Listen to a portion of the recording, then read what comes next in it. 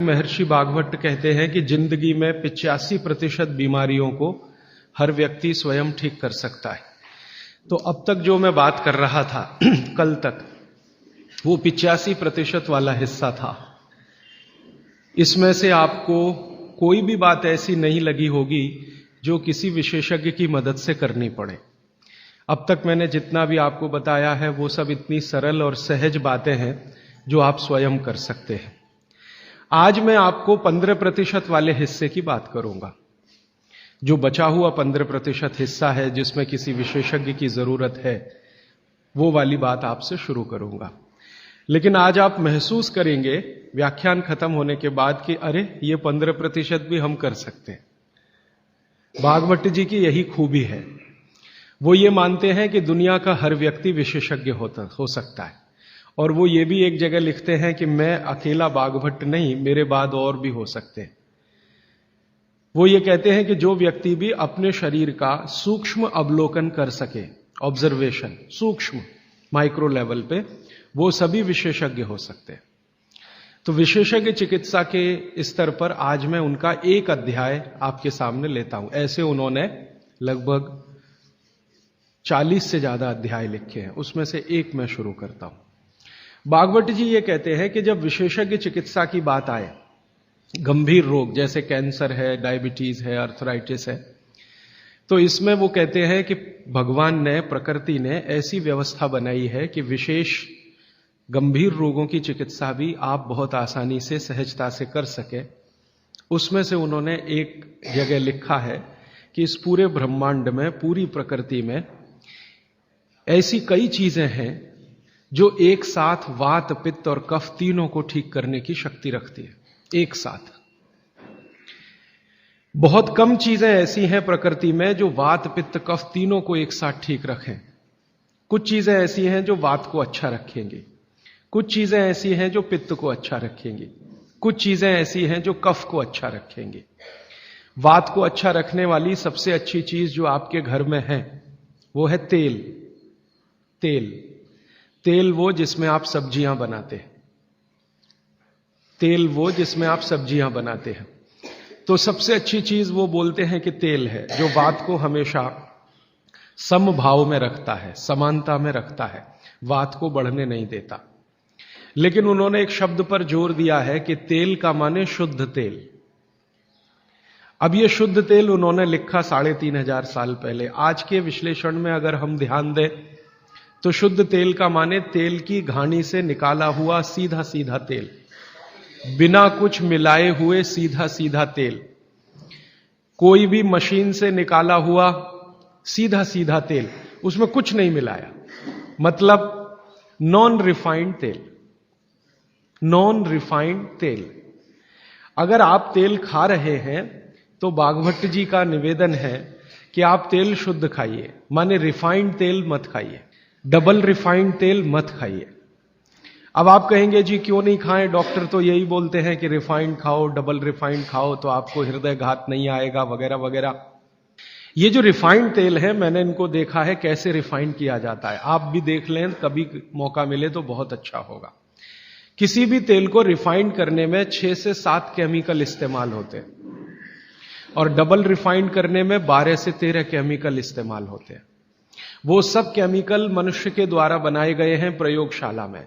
भगवान का बनाया हुआ एक भी केमिकल तेल को रिफाइंड नहीं कर सकता। भगवान का बनाया हुआ माने प्रकृति का दिया हुआ, जिसको आप अंग्रेजी में कहते हैं ऑर्गेनिक। ऑर्गेनिक एक भी केमिकल नहीं है जो तेल को साफ कर सके, एक भी केमिकल दुनिया में नहीं है। जितने भी केमिकल तेल को साफ करने के लिए उपयोग किए जाते हैं वो सब इनऑर्गेनिक है, और इनऑर्गेनिक केमिकल ही दुनिया में जहर बनाते हैं और उनका कॉम्बिनेशन जहर की तरफ ही लेके जाता है। आज की दुनिया में मॉडर्निज्म के नाम पर, आधुनिकता के नाम पर जितने इनऑर्गेनिक केमिकल्स जगह जगह इस्तेमाल हो रहे हैं, वो सब आपको धीरे धीरे उस तरफ ले जा रहे हैं जहां आप जहर अपने ही शरीर में पैदा कर दें। इसलिए रिफाइंड तेल, डबल रिफाइंड तेल गलती से भी मत खाइए। भागवत जी कहते हैं कि जिंदगी भर वात को ठीक रखना है, जिंदगी भर। तो वात को ठीक रखने के लिए सबसे सरल चिकित्सा वो बोलते हैं वो तेल का ही है। वो कहते हैं शुद्ध तेल खाइए। शुद्ध तेल माने घानी से निकाला हुआ तेल। अब आपके मन में दो प्रश्न आएंगे तुरंत कि शुद्ध तेल में तो बास बहुत आती है। हां, सीधा प्रश्न। दूसरा प्रश्न आएगा जी शुद्ध तेल बहुत चिपचिपा होता है, गाढ़ा होता है, चिपचिपा होता है और बास अलग से आती है। हम लोगों ने जब शुद्ध तेल पर भारत देश के कुछ वैज्ञानिकों की मदद से काम किया, एक तरह से कहें रिसर्च किया, तो पता चला कि तेल का जो चिपचिपापन है वो उसका सबसे महत्वपूर्ण घटक है। तेल में बहुत कुछ होता है, जैसे मैंने आपको पहले दिन बताया ना, मिट्टी में माइक्रो न्यूट्रिएंट्स है, कैल्शियम है, आयरन है, सिलिकॉन है, कोबाल्ट है, ऐसे तेल में भी है, हर चीज में है।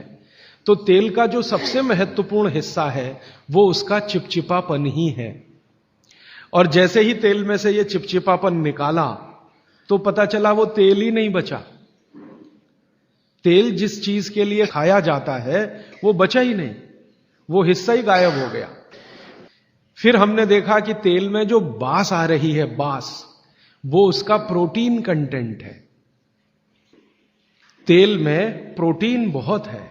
जैसे आपने सुना है दालों में प्रोटीन होता है, दालों में प्रोटीन सबसे ज्यादा है, भगवान का, ईश्वर का दिया हुआ। दालों के बाद दूसरे नंबर पर जो प्रोटीन सबसे ज्यादा है वो तेलों में है। तो आप जो तेल में देख रहे हैं कि उसकी बास है, वो बास जो है ना, उसका ऑर्गेनिक कंटेंट है प्रोटीन के लिए। 4-5 तरह के प्रोटीन है सभी तेलों में। आप जैसे ही तेल की बास निकालेंगे उसका प्रोटीन वाला घटक गायब हो जाता है। अब बास निकाल दिया तो प्रोटीन निकल गया, और चिपचिपापन निकाल दिया तो उसका जो फैटी एसिड है वो गायब।